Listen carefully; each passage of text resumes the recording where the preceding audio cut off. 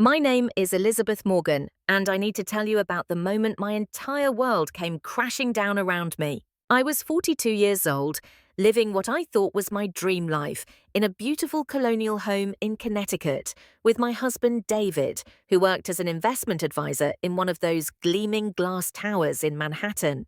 For 15 years, I had believed in our love story with the kind of faith that only comes from never having reason to doubt.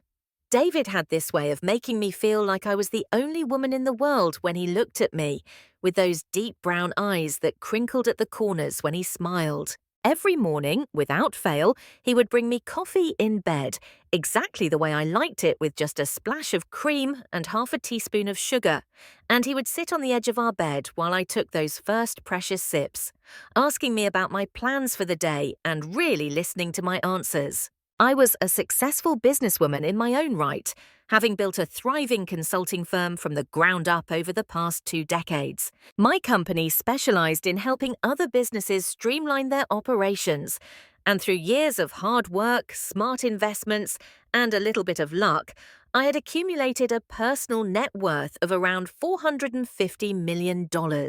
But money had never been what our relationship was about, or at least that's what I believed. David and I had met at a charity gala when we were both in our late 20s, both ambitious, both driven, but also both looking for someone who could understand the demands of building a career while still wanting to build a life together. He had approached me during the cocktail hour, making some witty comment about the overcooked salmon being served, and we had spent the entire evening talking, forgetting about everyone else in that crowded ballroom. Our wedding had been a small affair, just family and close friends at a vineyard in Napa Valley.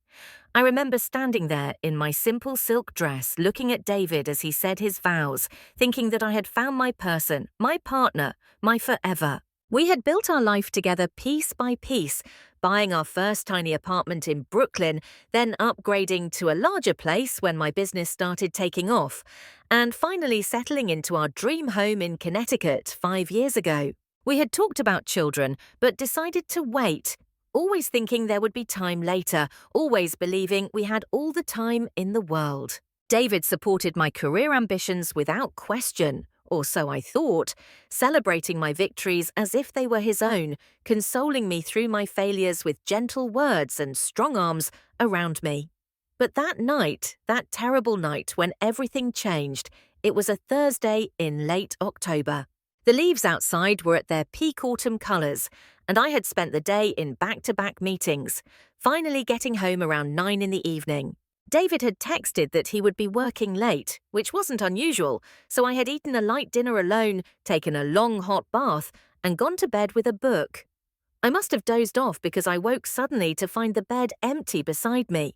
The digital clock on the nightstand read 12:47 a.m. At first I wasn't concerned. David often worked late and sometimes couldn't sleep afterward, so he would go downstairs to avoid waking me. But something felt different this time. Maybe it was the tone of his voice carrying up through the floorboards, low and intense in a way I had never heard before. I lay there for a moment, trying to shake off the fog of sleep, telling myself I was being paranoid. But then I heard him say something that made my blood run cold. "She has no idea what's coming," he said, his voice carrying clearly in the quiet house. "I've been patient, playing the long game, and it's finally about to pay off." My heart started hammering in my chest so hard I was sure he would somehow hear it from downstairs. I slipped out of bed as quietly as I could, my bare feet silent on the plush carpet. Our house had been built in the 1920s, and despite all our renovations, the floors still creaked in certain spots. So I had to be careful as I made my way to the top of the stairs. David's home office was just off the main hallway on the first floor, and I could see the light spilling out from under the closed door. I descended the stairs one careful step at a time, holding my breath, straining to hear more of his conversation. "The lawyer says another month, maybe 6 weeks at most," he was saying. "I've got everything documented, all the ammunition I need. She won't know what hit her." I pressed myself against the wall beside his office door, my whole body trembling. No, I've been very careful," he continued. "Small transfers, nothing that would raise red flags. She trusts me completely with the finances." There was a pause, then a laugh that sounded nothing like the man I had married. 450 million? Try to imagine what half of that could do. Hell, even if I only get 40% in the settlement, we're set for life. The we in that sentence hit me like a physical blow. There was someone else. Of course there was someone else. How stupid had I been? I stayed there, frozen against the wall for what felt like hours, but was probably only a few more minutes, listening as my husband discussed the dismantling of our life like it was a hostile corporate takeover. He talked about hidden accounts, about documentation he had been falsifying, about making me look unstable and unfit. The therapy sessions were genius, he said at one point. Getting her to go to couples counseling and then twisting everything she said. My lawyer says it's gold. I remembered those sessions, how David had suggested them 6 months ago, saying he wanted to make sure we stayed strong. I had been touched by his commitment to our marriage. What a fool I had been. When I finally heard him wrapping up the call, I forced myself to move, creeping back up the stairs as quickly and quietly as I could. I slipped back into bed and lay there, staring at the ceiling, trying to control my breathing as I heard his footsteps on the stairs in the hallway, approaching our bedroom door. He slid into bed beside me with practiced ease, and I had to fight not to flinch when he draped his arm over me, pulling me close like he did every night. "Love you," he murmured sleepily, pressing a kiss to my shoulder. I kept my breathing deep and even, feigning sleep, while inside I was screaming. The next morning was perhaps the hardest performance of my life. I woke up at my usual time, smiled at David as he brought me my coffee, chatted about my day ahead like nothing had changed. He was going to New York for meetings, he said, and might be late again. "Don't wait up," he said, kissing me goodbye at the door. "You work too hard. You need your rest." The concern in his voice sounded so genuine that for a moment I almost doubted what I had heard the night before.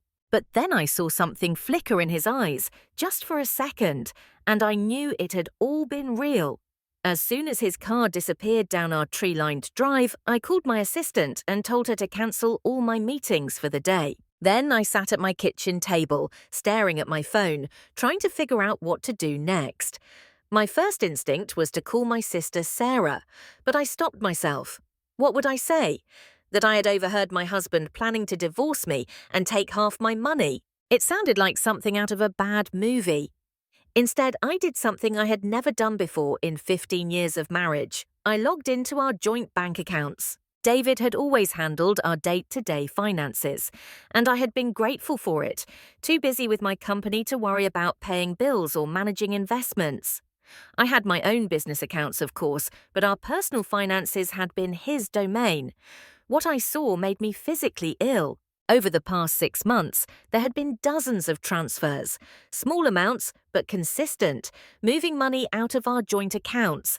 5,000 here, 7,000 there, amounts small enough not to trigger any automatic alerts, but adding up to nearly $200,000. But it wasn't just the money that made me feel sick, it was the betrayal of trust.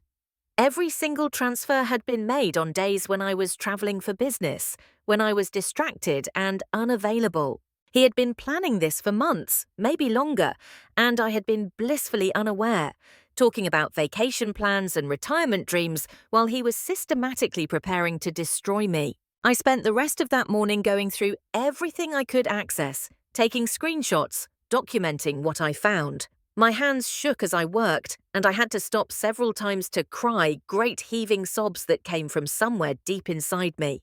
But each time I wiped my face, took a deep breath, and kept going, because I was starting to understand something important. David thought he knew me, thought he had me figured out. He saw me as a workaholic who had neglected her marriage, who trusted him blindly, who would be caught completely off guard. And he was right about one thing, I had trusted him blindly, but he was wrong about everything else. That afternoon, I did something I probably should have done the moment I heard that phone call. I called Rebecca Sterling. Rebecca wasn't just any attorney, she was one of the best divorce lawyers on the East Coast.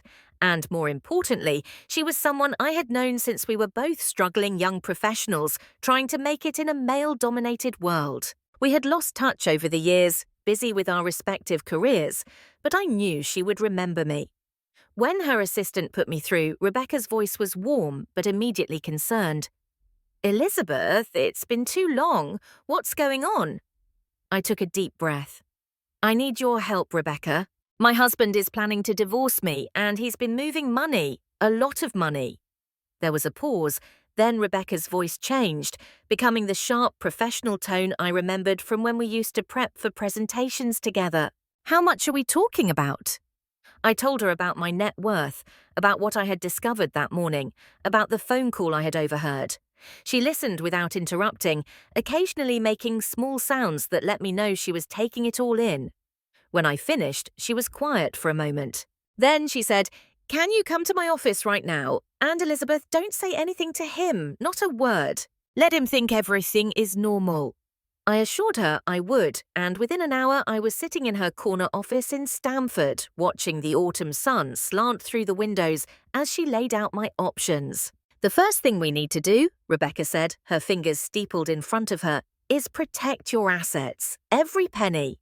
He's been planning this for months, which means he's probably got more documentation than just those transfers. We need to move fast." She explained about trusts and asset protection, about how Connecticut law worked, about what David could and couldn't claim. "The fact that you built your business before the marriage works in your favor," she said. "But we need to be smart about this. He's clearly been getting advice, bad advice if he thinks those transfers won't be discovered, but advice nonetheless." We spent the next 3 hours going through everything, planning our strategy. Rebecca brought in her team, financial experts and investigators who specialized in high net worth divorces. By the time I left her office, the sun was setting, painting the sky in shades of pink and orange that seemed too beautiful for such an ugly day. The next few days were a whirlwind of activity, all conducted in secret while I continued to play the role of the unsuspecting wife. Every morning, David brought me coffee and I smiled and thanked him. Every evening, we ate dinner together and talked about our days, and I responded as if I didn't know he was lying with every word. It was exhausting, this performance, but it was necessary. Rebecca and her team were working around the clock to protect my assets, setting up trusts, moving investments, ensuring that everything I had worked for couldn't be touched. "He's going to be furious when he finds out," Rebecca warned me during one of our daily check-ins. "Men like David don't like it when their plans fall apart." I thought about the man I had married, the one who had danced with me at our wedding, who had held my hand through my father's funeral, who had celebrated with champagne when I landed my first $1 million client. Where had that man gone, or had he ever existed at all? On the 5th day, a Friday, Rebecca called with news that made my blood run cold. "We've discovered something," she said, her voice tight with anger. "Your husband has been working with someone, a man named Marcus Tillman. Ring any bells?" The name meant nothing to me, and I told her so. "He's trouble," she continued. "He's been involved in several cases like this, helping spouses hide assets, create false paper trails. He's very good at making the innocent party look guilty." I sank into my office chair, feeling the weight of what I was up against. This wasn't just about David wanting out of our marriage or even wanting my money. This was a calculated attack designed to destroy me. "What do we do?" I asked, hating how small my voice sounded. Rebecca's response was fierce. "We fight, and Elizabeth, we're going to win." That weekend, David announced he had to go to Boston for business. "Big potential client," he said, not quite meeting my eyes. "I might be gone until Tuesday." I helped him pack, folding his shirts the way he liked them, reminding him to take his phone charger. Inside, I was counting down the hours until he left, until I could drop this exhausting pretense for just a little while. As his car pulled away on Saturday morning, I stood at our front door, waving goodbye like a dutiful wife, and the moment he was out of sight, I called Rebecca. "He's gone," I said. "Let's move." What followed were the most intense 48 hours of my life. Rebecca's team descended on my house with boxes of documents and laptops. We went through everything: 15 years of financial records, investments, property deeds, business contracts. Everything that was mine, everything I had built, was catalogued and protected. By Sunday evening, it was done. My $450 million fortune was safely tucked away in a complex series of trusts that would take an army of lawyers years to unravel. The house, which was in both our names but purchased entirely with my money, had been transferred to one of the trusts. My business assets were protected by ironclad agreements that predated our marriage. David could file for divorce tomorrow, and the most he would walk away with would be the clothes on his back and whatever was in his personal accounts. "He's going to come at you hard when he realizes what you've done," Rebecca warned as her team packed up to leave. "This kind of man doesn't like to lose, especially to a woman. Be prepared for anything." I nodded, feeling strangely calm. The worst had already happened. My husband, the man I loved, had betrayed me. Whatever came next couldn't possibly hurt more than that. David came home Tuesday evening, full of stories about his supposed business trip. I listened and nodded and asked appropriate questions, all while knowing that Rebecca's investigator had followed him to Boston, where he had spent the weekend not with clients, but with a woman named Stephanie Chen, a financial analyst 20 years his junior. They had stayed at the Four Seasons, had champagne delivered to their room, had been photographed laughing over dinner at a restaurant where David had taken me for our anniversary just 3 months earlier. The investigator had been thorough, and the pictures were crystal clear. But I didn't feel the rage I expected. Instead, I felt a strange sort of pity. David was so confident in his plan, so sure he had me fooled, that he wasn't even being careful. His arrogance would be his downfall. The following Monday, exactly 2 weeks after I had overheard that phone call, David made his move. He came home from work with a solemn expression, carrying a manila envelope. "Elizabeth, we need to talk," he said, gesturing for me to join him in the living room. I sat across from him, my hands folded in my lap, and waited. He gave a great sigh, as if what he was about to do pained him greatly. "I've been thinking a lot lately," he began, "about us, about our marriage, and I've come to realize that we've grown apart. We're not the same people we were 15 years ago." I stayed silent, watching his performance with a sort of detached fascination. This was the speech he had prepared, the one designed to make me feel guilty, to make me think our failed marriage was my fault. He went on for several minutes, talking about how my work consumed me, how we never spent quality time together anymore, how he felt neglected and unappreciated. "I think," he finally said, sliding the envelope across the coffee table toward me, "that it would be best for both of us if we separated. I've had papers drawn up.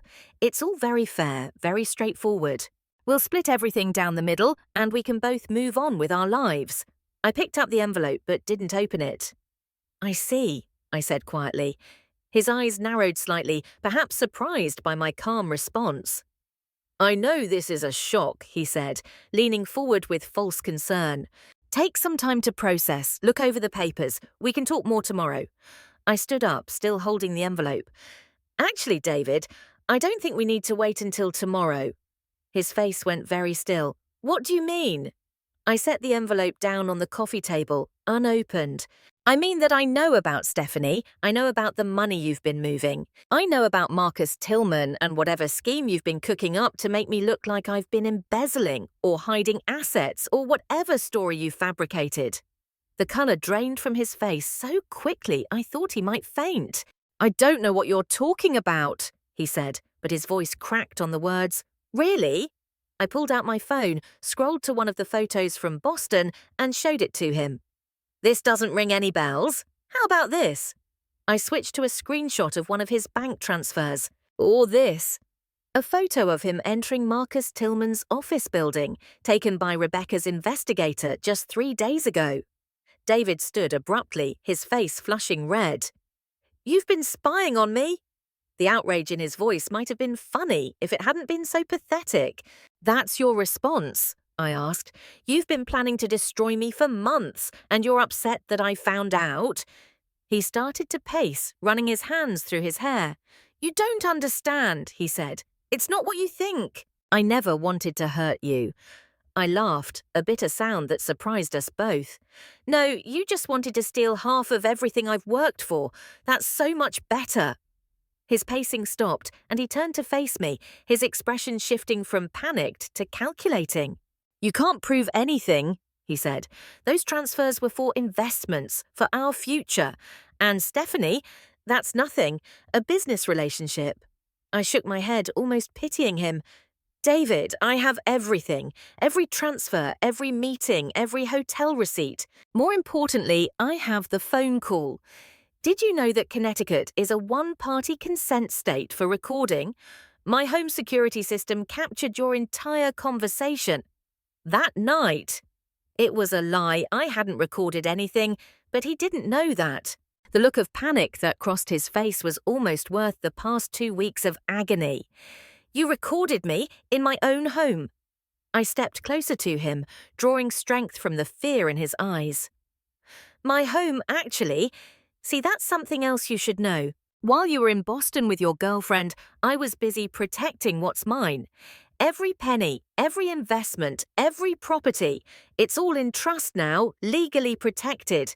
You can file those divorce papers if you want, but you won't get a dime." He sank onto the couch, his head in his hands. For a moment, he looked like the man I had fallen in love with all those years ago, vulnerable and lost. But I couldn't afford to feel sympathy, not anymore. "This isn't over," he said finally, his voice muffled by his hands. "I'll fight this. You can't just cut me off with nothing. I have rights." I picked up the envelope containing his divorce papers and dropped it in his lap. "You're right," I said. "You do have rights. You have the right to leave my house tonight and not come back. You have the right to have your lawyer contact my lawyer. And you have the right to explain to a judge why you've been stealing from our joint accounts and planning to frame me for financial crimes." His head snapped up. "Frame you? I never—" But he couldn't finish the lie, not when we both knew the truth. "There's a hotel down by the highway," I said, my voice steady and calm. "I suggest you go there tonight. Rebecca Sterling will be in touch with your lawyer tomorrow to discuss the terms of our divorce." He stood slowly, like an old man, all his confidence and arrogance stripped away. "Elizabeth," he started, but I held up my hand. "No, you don't get to Elizabeth me. You made your choice, David. Now live with it." I watched him pack a bag, standing in the doorway of our bedroom, to make sure he only took what was his. He moved mechanically, folding clothes and gathering toiletries like a robot going through the motions. When he was done, he stood at our front door, suitcase in hand, and looked at me one last time. "I did love you once," he said quietly. "In the beginning." I met his gaze steadily. "I know," I said. "That's what makes this so much worse." And then he was gone, walking out into the October night, leaving me alone in the house we had shared for 5 years. I locked the door behind him, set the alarm, and then sat on my kitchen floor and cried until I had no tears left. The next phase of the battle began immediately. True to his word, David didn't go quietly. Within days, his lawyer, a shark named Bradley Thornton, who was known for taking on high-profile, high-net-worth divorces, filed a barrage of motions. David was claiming that I had illegally hidden marital assets, that I had been planning to leave him for months and had systematically moved money to defraud him. It was almost laughable, him accusing me of exactly what he had been doing. Rebecca was ready for it. "This is standard tactics," she told me during one of our strategy sessions. "Accuse the other party of what you're guilty of, muddy the waters, hope something sticks." But David and his team weren't content with just legal maneuvering. They went for my reputation. A week after he moved out, I started getting calls from colleagues asking if everything was okay. Apparently, rumors were circulating in our professional community that I was under investigation for financial improprieties at my company. The rumors were vague but damaging, suggesting that I had been using company funds for personal expenses, that there were irregularities in our books. I knew immediately where they were coming from. "He's trying to force your hand," Rebecca explained when I called her in a panic. "If he can damage your professional reputation, he thinks you'll settle quickly to make it all go away." But Rebecca had anticipated this too. She had already engaged a crisis management firm that specialized in protecting executives during messy divorces. Within hours, they had traced the rumors back to their source, an anonymous blog post that had been picked up and shared in certain business circles. The IP address led back to Marcus Tillman's office. "This is good," Rebecca said when she called with the news. "He's getting sloppy, leaving digital footprints. We can use this." She filed a cease and desist order and began preparing a defamation suit. Meanwhile, I had to face the whispers and sideways glances at industry events, had to hold my head high while knowing that people were gossiping about me behind my back. But I had built my company on a foundation of integrity and transparency, and my clients knew me. One by one, they called or emailed to express their support, to tell me they didn't believe the rumors. My CFO, Janet, who had been with me for 10 years, was particularly incensed. "I've gone over our books with a microscope," she told me. "Everything is perfect, as always. If anyone asks, I'll tell them exactly that." The loyalty of my team gave me strength during those difficult weeks. Then David made a crucial mistake. In his eagerness to paint me as the villain, he overplayed his hand. Rebecca's investigator discovered that Marcus Tillman had created false financial documents, purporting to show that I had been embezzling from my company. They were sophisticated forgeries, good enough to fool a casual observer, but they had one fatal flaw. They referenced transactions that had supposedly occurred while I was documented as being out of the country on business. "He didn't do his homework," Rebecca said with grim satisfaction. "We have your passport stamps, your flight records, hotel receipts. You couldn't have made these transactions because you weren't even in the country. We filed our own suit, not just for defamation but for fraud, conspiracy, and intentional infliction of emotional distress. The dollar amount we were seeking was astronomical, enough to make even Bradley Thornton take notice. The legal proceedings dragged on for months. There were depositions where I had to sit across from David and answer questions about our marriage, our finances, our life together. He could barely look at me during these sessions, which was fine because I had no desire to look at him either. The man sitting across the conference table with his expensive suit and coached responses was a stranger to me.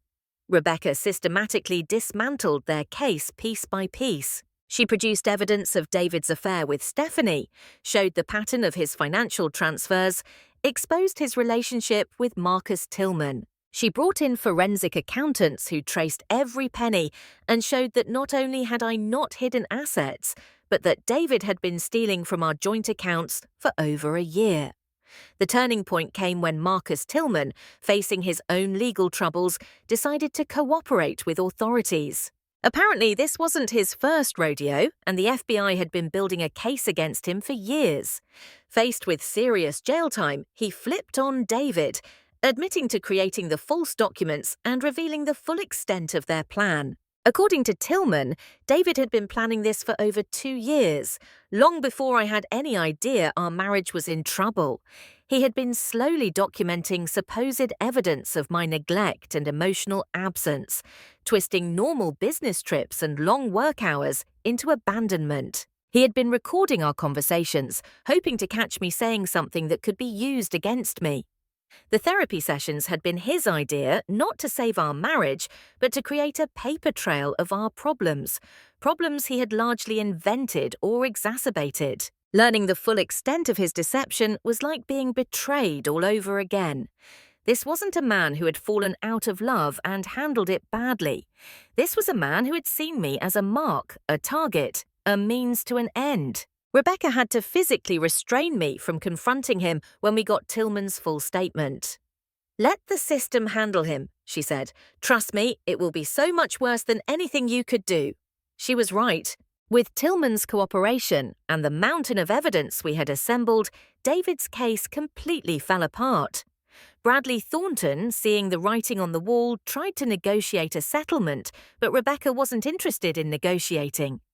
"He started this war," she said. "We're going to finish it." The final hearing was on a cold February morning. Almost 4 months after that night, I overheard David's phone call. I dressed carefully that day, choosing a black suit that made me feel powerful and a pair of shoes that had always brought me luck. Rebecca and I arrived early, setting up our materials in the courtroom with practiced efficiency. David arrived just before the hearing was scheduled to begin, looking haggard and older than his 45 years. The proceedings were almost anticlimactic after all the drama that had preceded them. The judge, a no-nonsense woman named Patricia Hendricks, reviewed the evidence with careful attention. She asked pointed questions about the false documents, about the financial transfers, about the conspiracy to damage my reputation. David's lawyer tried to spin it, tried to make it seem like a misunderstanding, but Judge Hendricks wasn't buying it. When she delivered her ruling, her voice was sharp with disapproval. Not only was David denied any claim to my assets, but he was ordered to pay significant damages for defamation and fraud. The amount wasn't anywhere near what we had asked for, but it was enough to send a message. More importantly, the ruling was structured in a way that made it clear that David's actions had been malicious and calculating. It would follow him for the rest of his life, a public record of his deception and greed. As we left the courthouse, David tried to approach me one last time. "Elizabeth, please," he said, reaching out as if to touch my arm. I stepped back out of reach. "I have nothing to say to you," I told him. "Not now, not ever." Rebecca moved between us, her expression making it clear that he needed to back off. He stood there on the courthouse steps, watching as we walked away, and that was the last time I saw him. In the weeks and months that followed, I slowly began to rebuild my life. The house felt different without David in it. Emptier but also cleaner somehow, as if his deception had been a physical presence that was finally gone. I redecorated, painting the walls in colours he had never liked, buying furniture that was entirely my taste. I threw myself back into my work, finding comfort in the familiar rhythms of running my company. My team had stood by me throughout the ordeal, and together we reached new heights, landing contracts I had only dreamed of before. The rumours David had tried to spread had backfired spectacularly. Once the truth came out, I found that my reputation was actually enhanced. I had become known as someone who couldn't be bullied or broken, someone who protected what was theirs. It wasn't the reputation I would have chosen, but it served me well in the business world. I also found myself reconnecting with friends I had lost touch with during my marriage. I hadn't realized how isolated I had become, how much of my social life had revolved around David and his preferences. Now I was free to accept invitations he would have turned down, to pursue friendships he had found boring. My sister Sarah, who had been worried sick throughout the divorce proceedings, became a regular fixture in my life again. We had weekly dinners where we could talk about anything except my ex-husband, a rule she had instituted to help me move forward. Slowly, I began to remember who I had been before David and to discover who I could be without him. The financial impact of protecting my assets had been significant, but worthwhile. Yes, the legal fees had been astronomical, and yes, the trust structures Rebecca had set up were complex and sometimes cumbersome, but I had protected the fruit of 20 years of hard work, and that was priceless. I made some changes to how I managed my finances going forward. Never again would I be so trusting, so willing to hand over control to someone else. I hired a personal financial advisor, someone Rebecca recommended, and I made it a point to review every statement, every transaction, every investment. It wasn't that I didn't trust anyone. I had learned to trust but verify, to protect myself while still being open to life. Dating was the last frontier, and one I wasn't sure I was ready to cross. Friends tried to set me up. Colleagues hinted about eligible men they knew, but I wasn't interested. The wound David had left was still too fresh, the betrayal too deep. How could I trust someone new when the person who had promised to love and cherish me had been planning my downfall? My therapist, a wonderful woman named Dr. Patricia Kim, helped me work through these feelings. "What David did to you was abuse," she said during one session. "Financial abuse, emotional abuse, psychological abuse. It's going to take time to heal from that. Be patient with yourself." So I was patient. I focused on my work, my friendships, my family. I learned to be alone without being lonely. to enjoy my own company, to find joy in small things that had nothing to do with romantic relationships. About a year after the divorce was finalized, I heard through the grapevine that David's life had taken a dramatic downturn. His relationship with Stephanie had ended badly when she realized he wasn't the wealthy financier he had pretended to be. His reputation in financial circles was ruined, both by the public divorce proceedings and by word of mouth about his deception. He had lost his job at the investment firm and was struggling to find new employment. Part of me felt a grim satisfaction at hearing this, but mostly I felt nothing. He had become irrelevant to my life, a cautionary tale about the dangers of trust, nothing more. The opposite was true for Marcus Tillman, who had been sentenced to prison for his role not just in our case, but in several others. His testimony had helped put away 3 other people who had been running similar schemes. In a strange way, I was grateful to him. If he hadn't been so greedy, if he hadn't left such clear evidence of his crimes, David might have gotten away with his plan. Rebecca and I remained friends after everything was settled. She had gone above and beyond during my case, and I knew I owed her more than just legal fees. We met for lunch once a month, sometimes talking about business, sometimes just enjoying each other's company. You know, she told me one day, about 18 months after the divorce, I've handled a lot of cases like yours, but I've never seen anyone handle it with as much grace and strength as you did. I shook my head. I didn't feel graceful or strong. Most of the time I felt like I was barely holding it together. She smiled. That's what strength looks like, doing what needs to be done even when you're falling apart inside. Her words stayed with me, a reminder that I had survived something that could have destroyed me. 2 years after that terrible night when I overheard David's phone call, I found myself in a place I never expected to be happy. Not the giddy, unrealistic happiness of my early marriage, but something deeper and more sustainable. I was successful in my career, surrounded by friends and family who genuinely cared about me, financially secure and in control of my own destiny. The trust I had lost had been replaced by something better, by self-reliance, tempered with wisdom. I had learned to read people more carefully, to pay attention to actions rather than words, to protect myself without closing myself off entirely. These were painful lessons, but valuable ones. I still lived in the same house, but it no longer held any ghosts. Every room had been reclaimed, every memory overwritten with new ones. My home office, which had once been David's domain, was now my favorite room, filled with books and awards and photographs of trips I had taken solo or with friends. The kitchen where I had discovered his betrayal was now where I hosted dinner parties for my inner circle, filling the space with laughter and good food and genuine connection. Even our old bedroom had been transformed, the bed replaced, the furniture rearranged, the walls painted a soft blue that David would have hated, but that made me feel peaceful. It was my sanctuary now, not ours, and that made all the difference. Looking back on everything that happened, I sometimes wondered if there had been signs I had missed, red flags I had ignored in my trust and contentment. Maybe there had been. Maybe if I had been less focused on my career, more attentive to the small details of our daily life, I would have noticed David's growing resentment or his secret planning.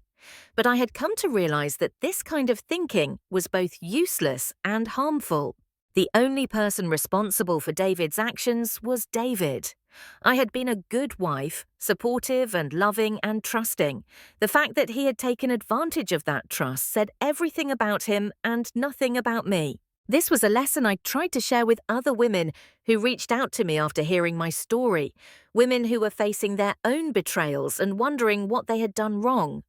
You didn't do anything wrong, I would tell them. Trusting your partner isn't a character flaw. Just make sure you protect yourself going forward. The business world had taught me many things, but perhaps the most important lesson was that success was the best revenge. Not revenge in the sense of trying to hurt David or make him jealous. I genuinely didn't care what he thought anymore. But revenge against the narrative he had tried to create, the image of me as a cold, neglectful wife who deserved to lose everything. My continued success, my resilience, my refusal to be broken by his betrayal, All of these things were a form of victory. Every new contract my company won, every milestone we reached, every award we received was proof that David had been wrong about me. I wasn't just a bank account to be plundered or a problem to be solved. I was a force to be reckoned with, and I had proved it. The question I got asked most often, usually by well-meaning friends or curious acquaintances, was whether I would ever trust again, ever open myself up to the possibility of love. For a long time, my answer was a firm no. The risk seemed too great, the potential for pain too overwhelming. But as time passed and the wounds began to heal, I found my position softening. I wasn't actively looking for love, wasn't interested in dating apps or setups or any of the modern ways people seem to find each other. But I was no longer closed to the possibility. If someone came along who proved themselves worthy of trust, who showed through consistent actions that they valued me for more than my bank account, then maybe I could open my heart again. Maybe. The difference was that now I would go into any relationship with my eyes wide open, with legal protections in place, with the knowledge that love and trust were not the same as blind faith.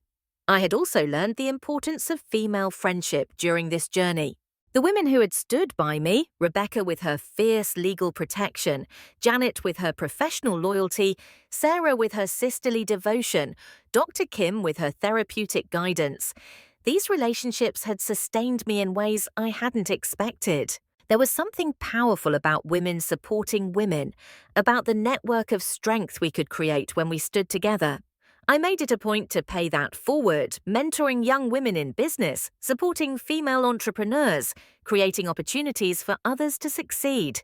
If my story could help even one woman protect herself and her assets, then something good would have come from all that pain. As I approached my 45th birthday, 3 years after my divorce, I decided to mark the occasion with something special. Not a party, I had never been one for big celebrations, but a trip. I had always wanted to see the Northern Lights, had talked about it with David for years, but he had always found excuses to postpone. Too cold, too expensive, too far from civilization. Now I booked the trip for myself, a week in Iceland in a glass igloo where I could watch the aurora borealis from my bed. It felt symbolic somehow, pursuing a dream that had been deferred for someone else's preferences. The night I saw the lights for the first time dancing across the Arctic sky in waves of green and purple and gold, I cried, not from sadness, but from the sheer beauty of it, from the realization that I was exactly where I was supposed to be. The trip to Iceland marked a turning point for me. When I returned home, I felt different, lighter somehow, as if I had left some invisible burden behind in the snow.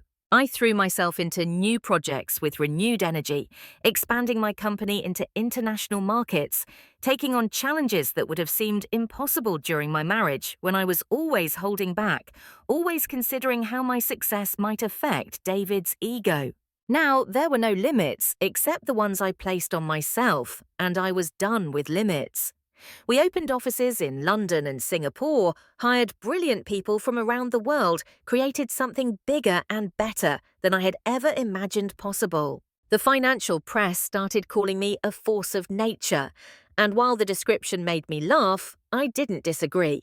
I had been forged in fire, and I had emerged stronger than before. One unexpected consequence of my story becoming known in business circles was the number of calls I received from other women going through similar situations. Executives, entrepreneurs, professionals who had built successful careers only to find themselves facing partners who saw their success as a target. I couldn't take every call or meet with everyone who reached out, but I tried to help where I could, sharing Rebecca's contact information, recommending financial advisors who specialized in protecting women's assets, sometimes just listening to their stories and assuring them they weren't alone. It became an unofficial part of my mission, this network of support for women who were fighting to protect what they had earned. We called ourselves the Phoenix Club, a tongue-in-cheek reference to rising from the ashes, and we met quarterly to share resources and support each other. What had started as my personal nightmare had transformed into a source of strength for dozens of women. The irony of David's betrayal was that it had made me more successful, not less. The skills I had developed during the divorce, hypervigilance about financial details, strategic thinking about protection and risk, the ability to see through deception had all translated into business advantages. I became known for my due diligence, for my ability to spot potential problems in deals that others missed. My company's reputation for integrity and transparency, which David had tried to destroy, became our strongest selling point. Clients knew that if they worked with us, they were working with people who valued honesty above all else, who had been tested by fire and had not compromised their principles. In trying to destroy me, David had inadvertently created a better, stronger version of myself. I'm sure the irony would have killed him if he had been aware enough to recognize it. As time passed, the acute pain of betrayal faded into something more manageable, a dull ache that only flared up occasionally, usually triggered by unexpected reminders. A song we had danced to at our wedding playing in a restaurant. The smell of his cologne on a stranger in an elevator. A couple holding hands in the park the way we used to. But these moments became less frequent and less powerful as the years went by. I was building new memories, creating new associations, overwriting the old programming with better, healthier patterns. Dr. Kim called it rewiring my neural pathways. I called it learning to live again. Whatever the term, it was working. I could think about my marriage now without the crushing weight of grief and anger. It had happened. It had been real. Parts of it had even been good. And now it was over. That was all. 5 years after the divorce, I received an unexpected message through my lawyer. David wanted to communicate with me, to apologize, to try to make amends. Rebecca called me personally to deliver this news, her voice carefully neutral. "You're under no obligation to respond," she said. "In fact, I'd advise against it. But I'm legally required to inform you of the request." I thought about it for all of 30 seconds before declining. I had no interest in David's apologies or explanations. Whatever he needed to say to clear his conscience, he could say it to a therapist or a priest or his bathroom mirror. I had moved on, and reopening that door, even for the satisfaction of hearing him grovel, held no appeal. The best closure, I had learned, was the kind you gave yourself, not the kind you waited for someone else to provide. My 50th birthday was a different kind of celebration altogether. This time, I did throw a party, a grand affair at my favorite hotel in Manhattan, with all the people who had stood by me through the worst and celebrated with me through the best. Rebecca gave a toast that made me cry, talking about strength and resilience and the power of women who refuse to be victims. Sarah talked about getting her sister back, about the joy of seeing me become myself again.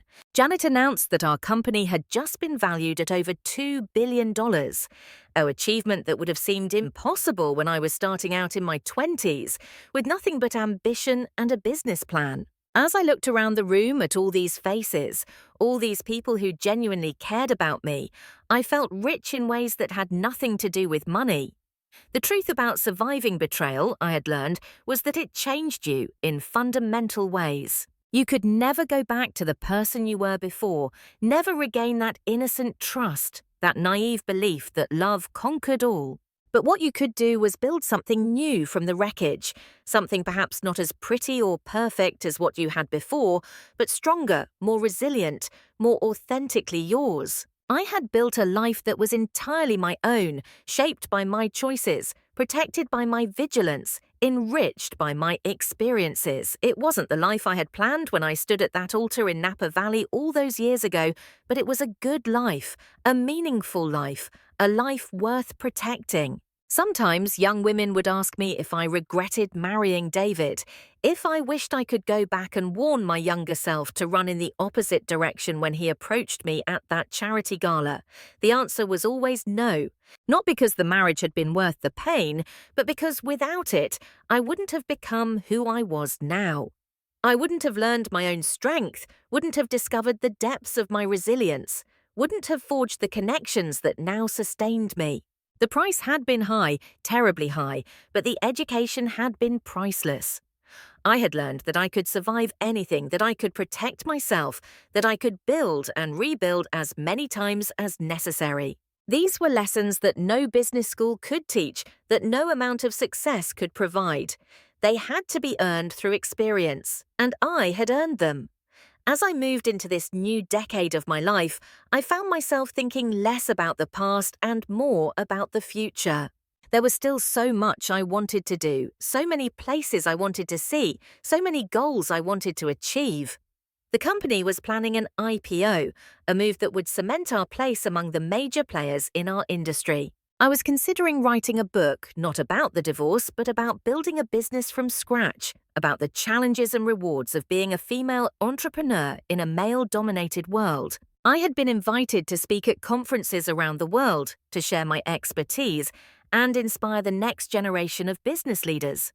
My life was full and rich and purposeful, and I woke up every morning grateful for all of it, even the painful parts that had led me to this place. The last thing I'll share is perhaps the most important lesson I learned from this entire experience. I learned that your worth is not determined by who loves you or who betrays you. It's not measured in dollars, though financial independence is crucial for protecting yourself. Your worth comes from your character, your integrity, your ability to face adversity and refuse to let it break you. It comes from the lives you touch, the people you help, the positive changes you make in the world. David tried to reduce me to a bank account, tried to make me believe that my value was in what I could provide for him financially. But I was so much more than that, had always been so much more than that. I was a survivor, a fighter, a builder of dreams, and protector of what mattered. He had tried to take everything from me, but in the end, he had given me the greatest gift of all, the knowledge of my own unbreakable strength. So if you're listening to this and you're going through something similar, if you've discovered that the person you trust most is planning your destruction, know this: you are stronger than you think. You can survive this betrayal and emerge better for it. Protect yourself, surround yourself with good people, and never apologize for defending what you've worked for. Trust is beautiful, but it should never come at the cost of your security and self-respect. Build your life on a foundation that no one else can shake, and if someone tries to tear you down, let them watch as you rise higher than ever before. Because that's what we do. We rise, we rebuild, we reclaim our power, and we never, ever let anyone make us believe we're worth less than everything.